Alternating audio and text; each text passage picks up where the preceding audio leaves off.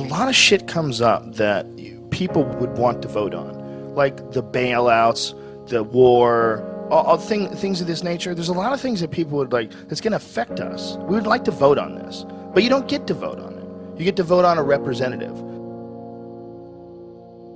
These people are going to represent you once they get into office. And think about some of the laws that are in place to protect corporations. Think about some of the laws that are in place that fuck people over every day. They wouldn't be there if people were voting for them. We all have this desire to have someone lead us. We all have this feeling where we need someone who's smarter and wiser, who represents us. You know, and when you're really fucking dumb, the problem is really dumb people, they get a say in everything too. And they're subject to a lot of tricks. They're subject to nationalism. They're subject to these kind of ridiculous rah, rah, rah America speeches that don't say jack shit. They say nothing. It's all just this cheerleading fucking event. And they're subject to it. They can't help it. They're dumb. They don't know they're being bullshitted. They grew up around dumb people. They go to work with dumb people. There's no one in their family that's interesting or asks any questions at all. And they just get sucked right into it, man.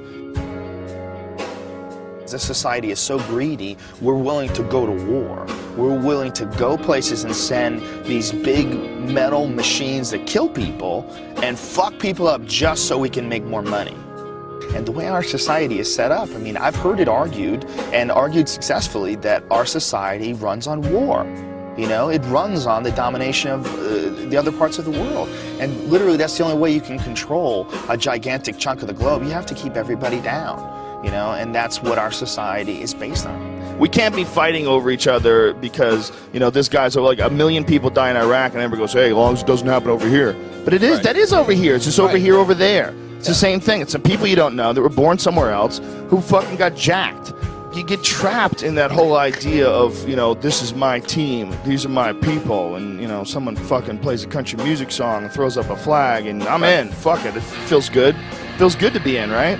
Feels good to be, God bless America. Feels good. Singing around with a bunch of other people and you're all drinking. We're the fucking baddest motherfuckers on the planet. Woo! And that's how people get recruited.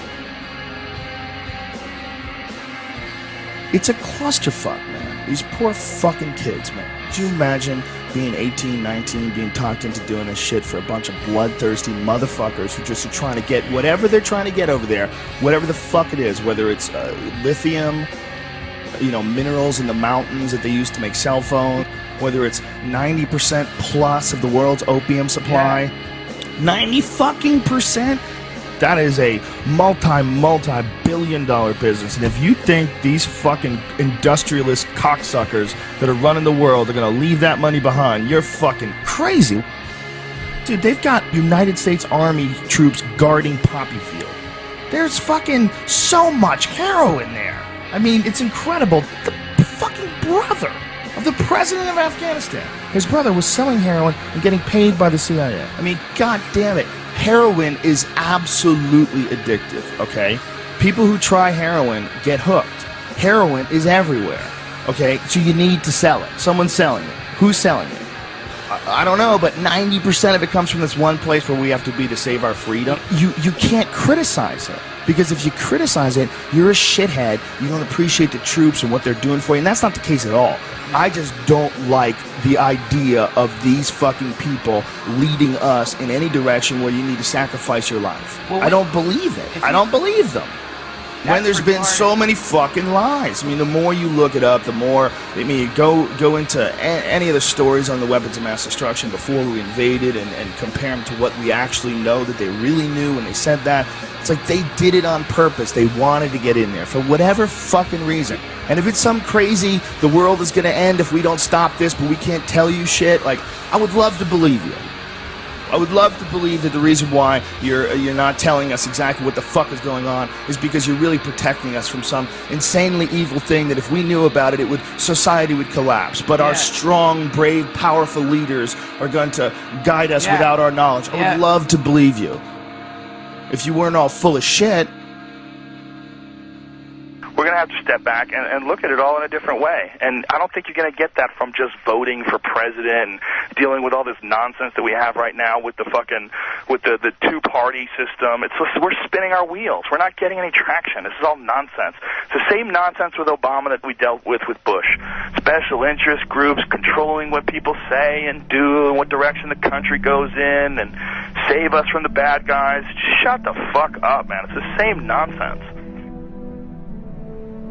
Operation Northwoods was something that was plotted out during the 1960s, signed by the Joint Chiefs of Staff, where they were going to fake terrorist attacks on American civilians and blame it on the Cubans so we could go to war with Cuba. It involved a bunch of shit, like blowing up a jetliner. They were going to have a drone jetliner and blow it up and say that people died on it, and this was going to get everybody fired up about going to war with Cuba. They were even going to attack Guantanamo Bay. They were going to arm Cuban friendlies to attack Guantanamo Bay so that we would have to go to war with Cuba. This is like our own government. They plotted this out. This is like real shit. I remember when I saw JFK, the Oliver Stone movie, and that was like part of the premise that JFK, that Oliver Stone was pushing in this film, is that they killed JFK because they wanted to stay in Vietnam because they were making a lot of money in Vietnam. And I remember at the time seeing that movie going, that is absolutely ridiculous. Who the fuck believes that? Are they going to start wars and keep wars going just so that they can make money, even though it's not a real war, it's not a just war? Nobody wants to go to war. That's stupid hippie bullshit. Well, as I got older and I started investigating history, you know, from way back to Vietnam, to the Gulf of Tonkin, to all the shit that happened when Kennedy and Nixon were in office, to all the shit that happened with Reagan and the Contras in Nicaragua and the Sandinistas, and all the different various things that have happened in human history where it's clear that the United States is, you know, we're fucking around with all kinds of things all the time to make money. And that there's a bunch of people that are profiting off of war. And then they're not just profiting like a little bit of money here and there. You know, you look at like what's going on with like how much money Halliburton made from the war. We're talking like billions and billions of dollars. That's like real money. Eisenhower leaving office, and he's giving a speech warning the American people about the power of the military-industrial complex. You know, when you watch that, you're like, well, here is a sitting president who's leaving office, but the most important thing that he wants to tell people is that you have to be careful because there's a machine here that wants to go to war. There's a business behind going to other countries and fucking people up and taking their shit. And they come up with reasons to do this. And they sacrifice American lives to do this. And they do it for profit. And it sounds absolutely ridiculous. It sounds absolutely outrageous that the greatest country on earth could be involved in something like that from the get-go. But yet, that's what history says. That's how it points. It points in that direction. It points in that direction that it's going in. In the councils of government, we must guard against the acquisition of unwarranted influence, whether sought or unsought, by the military-industrial complex. The potential for the disastrous rise of misplaced power exists and will persist. We must never let the weight of this combination endanger our liberties or democratic processes.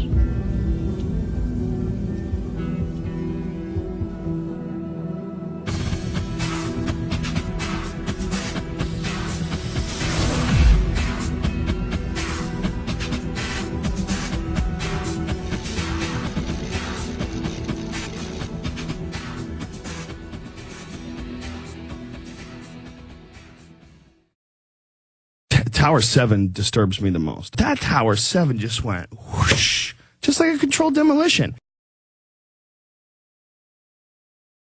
And everybody's like, yeah, but it had holes in the building, and you see the hole in the building. Yes, I see the hole in the building, but wouldn't it fall towards that hole? Why is it falling like that? That doesn't make sense to me with Tower 7. The way Tower 7 fell, it just kinked in the middle and fell down free fall speed. Almost. I mean, everybody they'll nitpick at you. Oh, it was 1/10 of a second slower than free fall. Even if it was just close to free fall, that's crazy. There was no resistance. It just gave up. Why wouldn't it wiggle and collapse towards where it got jacked? It just seems like a controlled demolition. That bothers me.